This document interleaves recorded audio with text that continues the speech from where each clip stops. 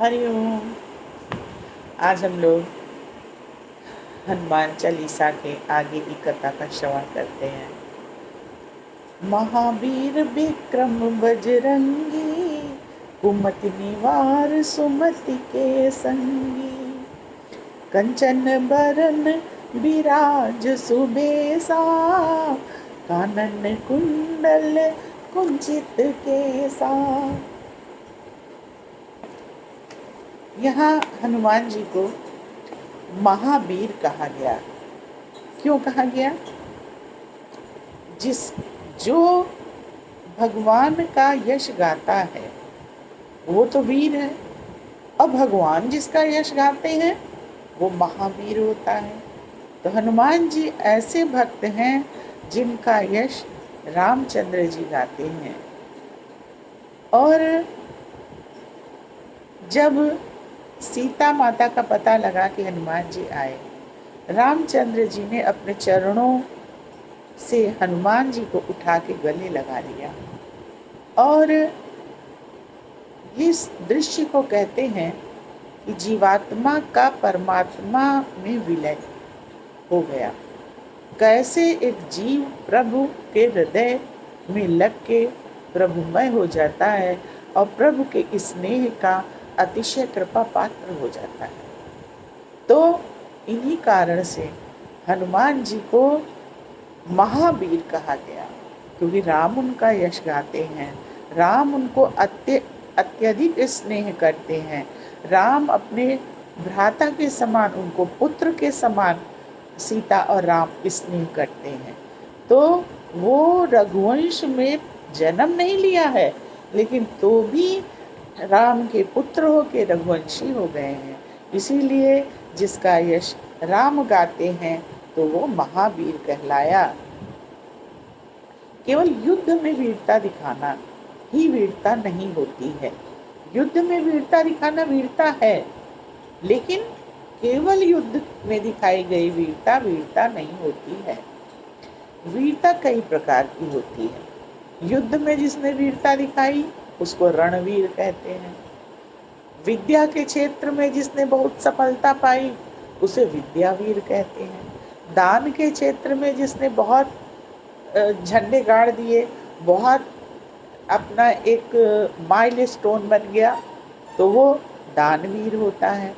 धर्म के क्षेत्र में जिसने बहुत वीरता दिखाई, जो वो धर्मवीर होता है। दान वीर, धर्मवीर, ये सब में एक चीज बहुत कॉमन है, त्याग। दान में भी त्याग की भावना होनी चाहिए और धर्म में भी त्याग की भावना होनी चाहिए। जो सच में धार्मिक है वो त्यागी जरूर होगा, उसके अंदर वैराग्य आएगा।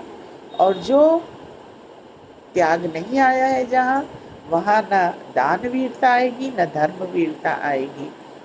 धर्मवीर होने में, दानवीर होने में त्याग जरूरी है। और अगर आप विद्यावीर हैं तो भी विद्या का त्याग, विद्या का दान अवश्य करें, क्योंकि दान से वृद्धि होती है। धन का दान करेंगे, धन की वृद्धि, विद्या का दान करेंगे, विद्या की वृद्धि, धर्म के ज्ञान का त्याग करेंगे, बांटेंगे धर्म के ज्ञान को, तो आपके धर्म की वृद्धि। इसी तरह दयावीर, दया का दूसरा है करुणा। दया, करुणा, ये भी एक वीरता है, किसी पे करुणा दिखाना, सत्य, प्रेम, करुणा। तो किसी भी जो दयनीय दशा में है, चाहे मनुष्य हो, पशु हो, पक्षी हो, उस पर दया, करुणा अगर है तो ही उसके हृदय में ईश्वर का वास है। अगर कठोरता है, क्रूरता है, तो उसके हृदय में ईश्वर का वास नहीं है। और रामचंद्र जी में ये सारी वीरताएं थी।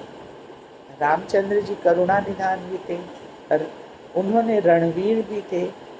और रावण का जब वध किया तो रणवीर हुए, और उसके बाद में उन्होंने क्षमावीर हो गए। रावण को क्षमा करके मोक्ष दे दिया, स्वर्ग दे दिया, स्वर्ग से भी ऊपर मोक्ष दे दिया।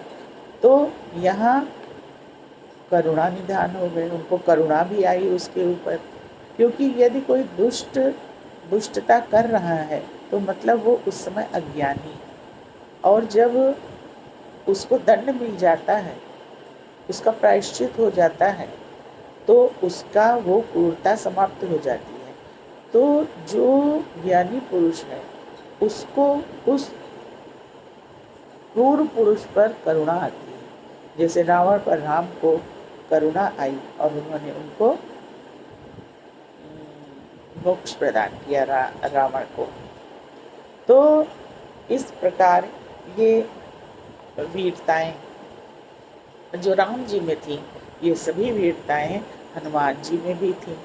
तो इसलिए हनुमान जी महावीर, महावीर विक्रम बजरंगी। और विक्रम क्या होता है? पराक्रमी। विक्रम का अर्थ है पराक्रमी। एक ये है कि खूब लंबा चौड़ा स्टील फ्रेम बॉडी है और हट्टे कट्टे हैं, पहलवान टाइप के हैं, लेकिन अंदर से करेज ही नहीं है, अंदर से साहस नहीं है, पराक्रम नहीं है। कहीं कुछ हुआ सबसे पहले पैर दबा के भागते हैं, देखने में बहुत लंबे चौड़े। एक लीन थीन दुबला पतला आदमी उसी समय जाके कहिए विपरीत परिस्थिति में विद्रोह कर दे और हट्टा कट्टा चुप्पे निकल ले, तो उसके अंदर पराक्रम का अभाव हुआ उस आदमी। और हनुमान जी बहुत पराक्रमी थे, इसीलिए उनको विक्रम कहा गया। विक्रम का अर्थ है पराक्रमी, विपरीत परिस्थिति में पलायनवादी न होना, विपरीत परिस्थिति में दृढ़ता के साथ खड़े रह के उसका सामना करके उस विपरीत परिस्थिति को परास्त करके उस पर विजय प्राप्त करना और उस समस्या का समाधान निकालना। यह एक प्रभुपरायण महावीर विक्रम व्यक्ति ही कर सकता है। बजरंगी, वज्र के समान जिसके अंग हैं। इंद्र का वज्र सबसे मजबूत अस्त्र है, तो जिस व्यक्ति के अंग वज्र के समान हैं, कठोर वज्र के समान शक्तिशाली हैं, वो हनुमान जी हैं। उनका शरीर सौष्ठव, अंग प्रत्यंग सभी कुछ जो है वो इंद्र के वज्र के समान शक्तिशाली है और कठोर है। ये नहीं है कि बस देखने का लंबा चौड़ा और वो है, शक्तिशाली है, अंदर से बहुत बजरंगी है, वज्र के समान अंग है। जैसे इंद्र का वज्र कठोर है, वैसे ही हनुमान जी का एक एक अंग वज्र के समान है। कुमति निवार सुमति के संगी, कुमार्ग पे जाने वाली बुद्धि को हटा के सन्मार्ग में जाने वाली बुद्धि को प्रदान करते हैं महावीर। और कुमार्ग पर जो बुद्धि ले जाती है वो पतन का कारण बनती है, और सन्मार्ग पर जो बुद्धि ले जाती है वो सुख शांति का कारण बनती है, परमात्मा तक ले जाने का साधन बनती है। तो शुद्ध बुद्धि होनी चाहिए, शुद्ध बुद्धि से सुसज्जित चक्षु होने चाहिए। तो कुमति को, इनकी भक्ति जो है वो हनुमान जी की भक्ति कुमति को हमारे मन से निकालती है और सुमति को, अच्छे विचार को हमारे हृदय में, हमारे मन मस्तिष्क में प्रतिस्थापित करती है। धर्म की ओर ले जाने वाली बुद्धि ही सुमति है, अधर्म की ओर ले जाने वाली मति बुद्धि कुमति है। और कुमति से हमको दूर रहना चाहिए, हमें सुमति को अंगीकार करना चाहिए। विभीषण ने भी रावण से कहा, सुमति कुमति सबके उर रही। जब विभीषण ने रावण को समझाया तो कहा, कुमति और सुमति सभी के मन में रहती हैं, लेकिन इस समय हे रावण, तुम्हारी बुद्धि केवल अविवेक की ओर जा रही है, कुमति की ओर जा रही है, और तुम कुमति का ही अनुसरण करते चले जा रहे हो, और विवेक की ओर आपका ज्ञान नहीं जा रहा है। और यहीं पर मतभेद हुआ। विभीषण ने बहुत समझाया रावण को, लेकिन रावण की विनाश काले विपरीत बुद्धि, उसका विनाश सन्निकट था, तो प्रभु ने ही उसकी बुद्धि को विपरीत कर दिया था, कुमति आ गई। और विभीषण जो कि धर्म के प्रतीक हैं, उन्होंने बहुत समझाया, लेकिन उसकी बुद्धि धर्मपरायण नहीं हुई, कुमति ही बनी रही रावण के हृदय में। तो जब धर्म जीवन से चला जाता है, यानी सुमति जीवन से चली जाती है, तो क्या होता है? पतन हो जाता है। कहते हैं विभीषण वहाँ धर्म के प्रतीक थे। अस कही चला विभीषण जबहि, आयुहीन हुए सब तबहि। जैसे ही विभीषण लंका को छोड़ के चला, लंका का सर्वनाश सुनिश्चित हो गया। सभी वहां समझ लीजिए आयुहीन हो गए कि अब उनकी मृत्यु सन्निकट आ गई। तो धर्म को जीवन में धारण करिए। धर्म कैसे धारण होगा? धर्म सुमति से धारण होगा। और जो कुमति है वो आसुरी संपत्ति कही गई। हमारी जो आसुरी संपत्ति है, आसुरी गुण है, ये असुरों वाली संपत्ति है, असुरों का गुण है। और सज्जनों का गुण सुमति है, देवताओं का गुण सुमति है। तो हमें धर्म परायण होते हुए सुमति के पथ पर चलना चाहिए। कंचन बरन विराज सुबेसा, और कानन कुंडल कुंचित केसा। हनुमान जी का वर्ण कैसा है? न गोरा है न काला है, उनका वर्ण सोने के समान है। स्वर्ण का रंग सबसे सुंदर कहा जाता है, इसीलिए उसे आभूषण बनाया जाता है। हेम शैलावधियम, सोने के समान पर्वताकार शरीर हनुमान जी का है। सोने के समान चमचमाता हुआ पर्वताकार चमकता हुआ शरीर है, और चमक दमक उनके व्यक्तित्व में आंतरिक चमक भी है और बाह्य चमक भी है।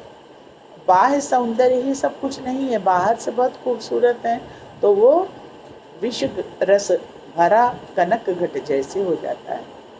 तो अंदर भी अमृत भरा हो और बाहर से स्वर्ण का कलश, स्वर्ण के समान शरीर, और अंदर से भगवान राम की भक्ति रूपी अमृत, यह है हनुमान जी।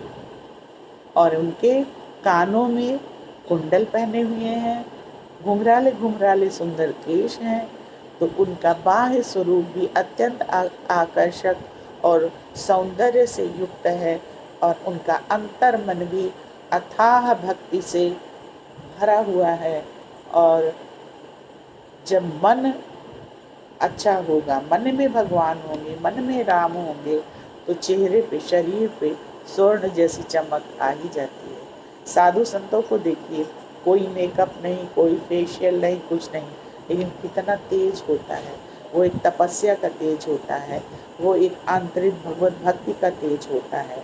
तो फिर हनुमान जी के तेज की तो हम लोग कल्पना ही नहीं कर सकते, जो साक्षात वायुपुत्र और परमात्मा के अंश हैं।